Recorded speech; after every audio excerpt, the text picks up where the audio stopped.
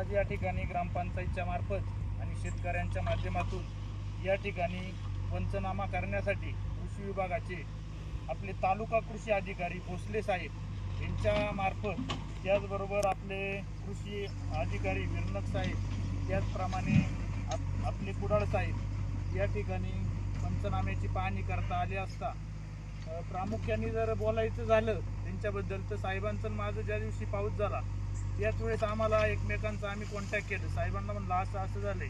साहेब म्हणले सरपंच तुम्ही काही काळजी करू नका, उद्या आपण सकाळी येऊ आणि तुमचे पंचनामे सर्व करून टाकू. त्याचप्रमाणे मी त्यांचे पुन्हा स्वागत करतो. या ठिकाणी जर बघशाल तुम्ही, या ठिकाणी अक्षरशः शेतामध्ये आपले एक खरडून गेलेलं आहे. ही माती दुसऱ्याच्या शेतात जाऊन या ठिकाणी अख्खं रोप होतं भाताचं, ते सगळे सपाट झाले आहे.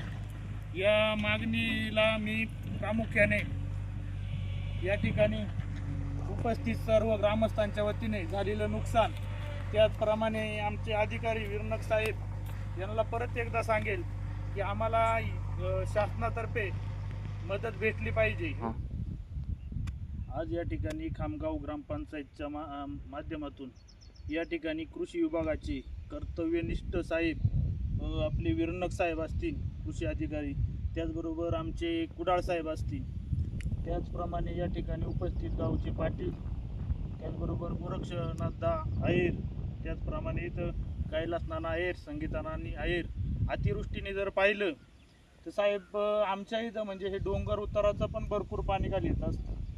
त्याचबरोबर आता तुम्ही पाहिलं असेल ही सोयाबीन असेल, भाताची रोपं असतील, अक्षरशः आता तुम्ही पाहिले तर त्यांचं अख्खं 95 ते 100% काही म्हणायला काही वावगं ठरणार नाही इतकी नुकसान झाले आहे.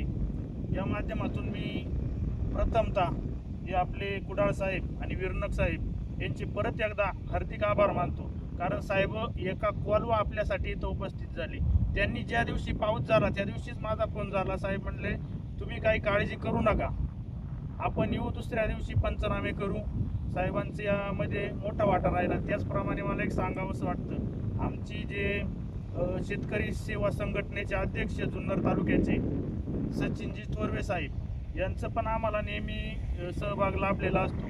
त्याचप्रमाणे जर आम्हाला याच्याबद्दल बोलायचं झालं पीक नुकसानीच्या बाबतीत, आमचे माजी जिल्हा परिषदेचे अध्यक्ष देवरामजी लांडे साहेब यांनी पण याच्यासाठी फोन केला होता का बाबा तिकडं काय नुकसान झाले असतील उपसरपंच तर आम्हाला कळवा, साहेबांना सांगा, आपण ती नुकसान भरपाई भरून घेण्यासाठी खूप प्रयत्न करू. त्याचबरोबर आपल्या विद्यमान सदस्य जेडपीच्या भारव तांबे गटाच्या माई लांडे यांचं पण या ठिकाणी लक्ष राहिलं आहे.